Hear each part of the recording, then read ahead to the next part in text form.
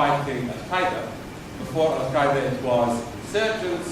Before insurgents, it was weapons of mass destruction. And before that, it was the Iraqi government's oppression of the Iraqis and saving some Iraqi ethnic groups from other Iraqi ethnic groups. Sunnis from Shiites, Shiites from Sunnis, Arabs from Kurds. And before that, it was saving the region and Iraq's neighbors from Iraq. So the excuses that were given were very different over time. But the policy of engagement is more or less the same. Now, the idea that we can eliminate extremism by dropping more bombs shouldn't pass the laugh test in DC. Unfortunately, it does. And that's our main concept now, that we can drop bombs on ISIS, this group that is evil, and it will eliminate extremism. We can bomb Iraq into moderation. That's the theory. And, I mean, needless to say, that there is no evidence that this theory has ever worked in Iraq or elsewhere. Actually, dropping more bombs on Iraq helps increase extremism and add more reasons for people to join extremist groups like ISIS and Al-Qaeda. I wanted to show you a report that came out a few weeks ago from Physicians for Social Responsibility, PSR. And this is the fourth report that came up with the conclusion that over 1 million Iraqis were killed since 2003, since the US invasion of Iraq. 1 million Iraqis were killed in the country. It's a country of 30 million. That's the equivalent of 10 million Americans killed in a decade. Of course, on top of that, there are 5 or 6 million Iraqis who also were displaced out of their homes.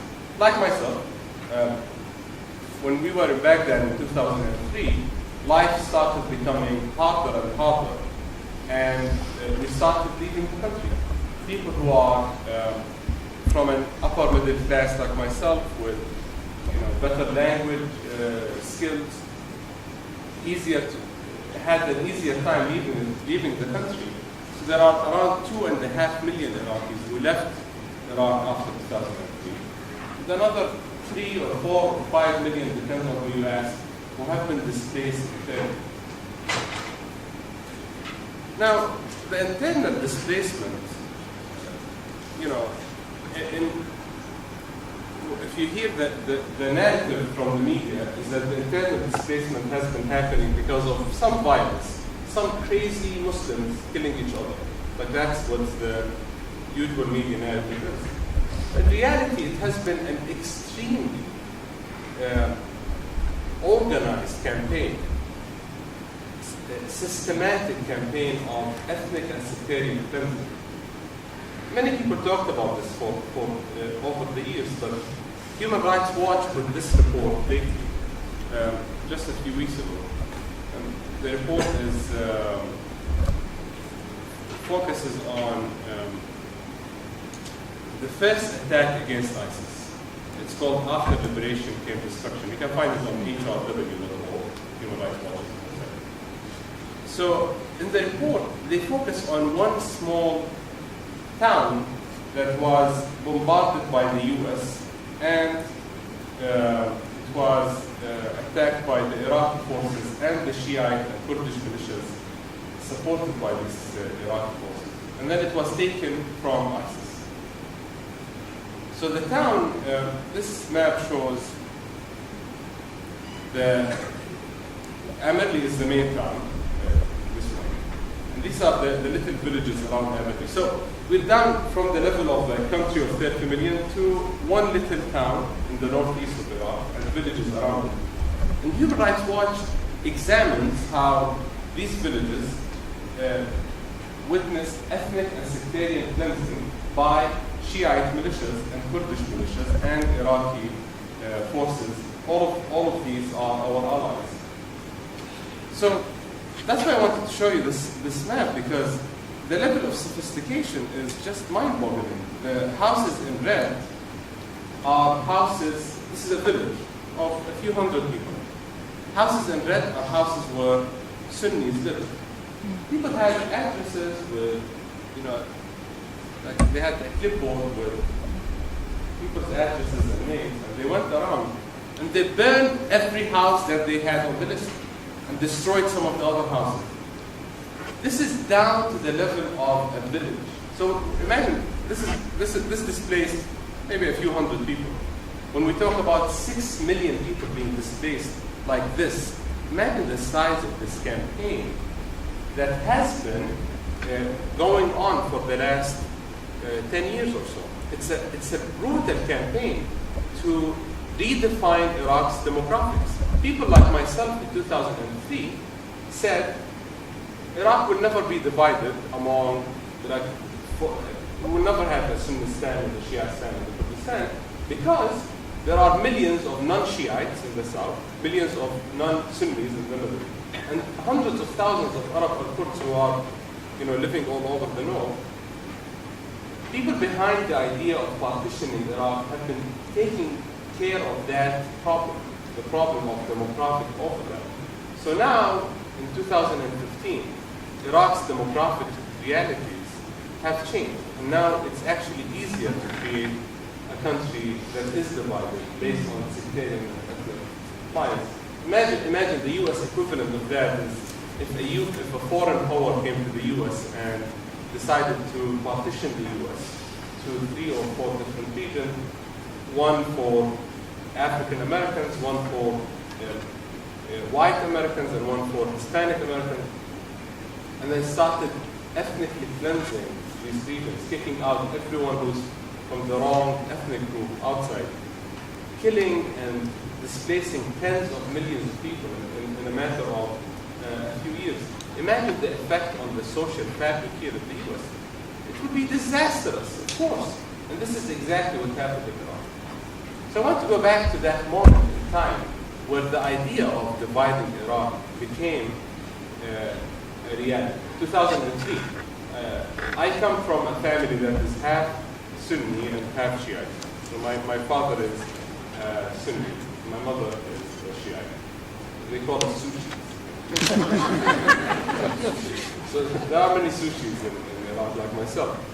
But 2003 was the first documented case in contemporary history where Iraqis were selected by the US to run their country based on their ethnic and sectarian background. So before that, it never happened. In 2003, Iraqis were selected because they are Shiites or Sunnis or Christian or Kurdish or whatever. And that, of course, started the path of the destruction of Iraq's national identity. Now, the destruction of Iraq's national identity just sounds like a very theoretical idea. How can you destroy a national identity? When you replace it with ethnic and sectarian identities, people revert back to tribal and sectarian identities. When you destroy the institutions of the government, the Iraqi army was destroyed and other institutions were destroyed.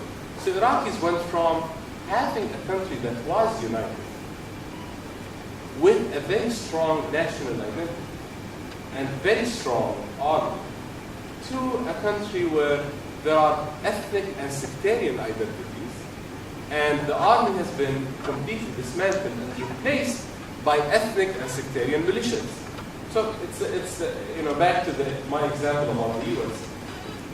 We would end up having white militia, and the black militia, and the Hispanic militia defending the regions that were created by this foreign invader. Imagine the level of death and destruction that can bring.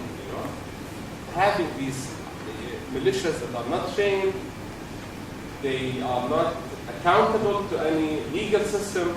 I'm sure many people in this room are very critical of our current law enforcement system.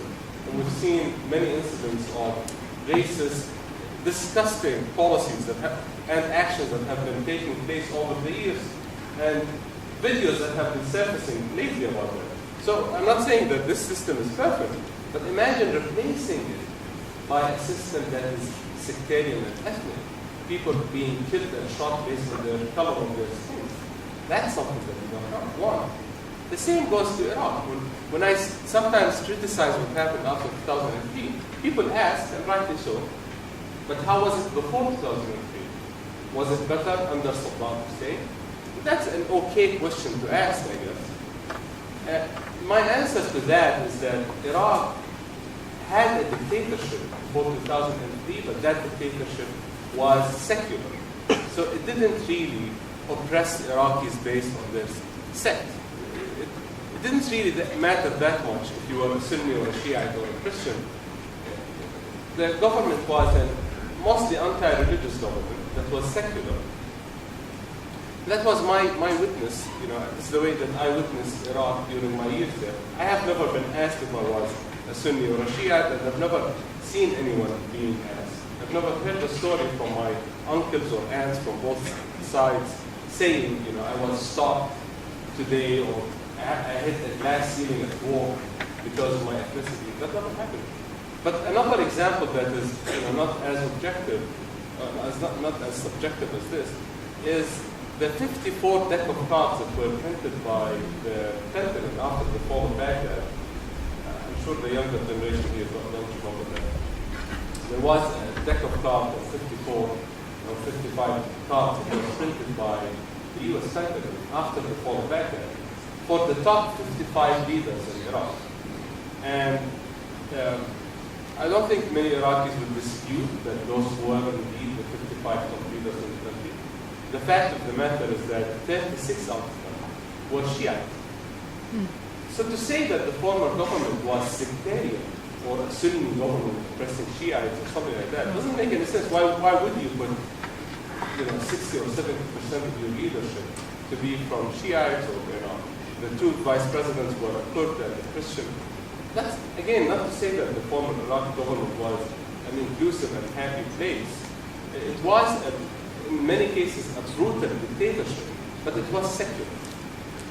All of this to say that the roots for the violence now didn't start last month with ISIS popping up. The roots for violence in Iraq and Syria started way before, mostly because of US military intervention. So to claim that we can go now and fix the latest symptom of the problem by dropping more bombs is stupid. We can't fix Iraq by dropping more bombs. We've been bombing the country for over 2 decades now. The root causes of what happened in Iraq have to do with the destruction of the state, destruction of national identity, and the support of sectarian and ethnic divisions. Now, I will give 2 examples before I give the mic to Larry. I want to talk about 2 last things. One of them is, how can we deal with ISIS now? If I'm saying we shouldn't bomb ISIS. Number one, it's not only about dealing with ISIS. ISIS is not the only problem. The situation in Iraq is so dire. We only hear about the crimes committed by ISIS. Many of them are accurately reported here in the US. But our allies are committing crimes that are as bad as ISIS. Shiite and Kurdish and other militias in Iraq that are funded directly and indirectly by the US have been beheading people, raping, using rape as a weapon of war, committing ethnic and sectarian cleansing. All of this is happening with our tax dollars. These are war crimes. Human Rights Watch and Amnesty International have been documenting all of these war crimes committed by our criminals, not the other criminals. So the way to end extremism, whether it came from ISIS or from Shiite, or Kurdish, or Christian, or Yazidi militias, is to rethink the basis for the new political system in Iraq. How can we rebuild Iraq based on citizenship rather than sectarian and ethnic divisions? Because we've tried sectarian and ethnic divisions. It hasn't really looked very good. It's been 13 years now. But as an immediate response to what's going on with ISIS, at least what we can start doing is peeling off support from extremist groups. So in the case of Iraq, ISIS took control over 6 Iraqi provinces back in June. And many of these areas in the 6 Iraqi provinces were not controlled by ISIS per se, but controlled by other Sunni groups who are, not very happy with the Iraqi government. Some of them are friendly to ISIS, some of them are tolerant to ISIS, some of them hate ISIS, but they think ISIS is still better than the Iraqi government going back to their areas.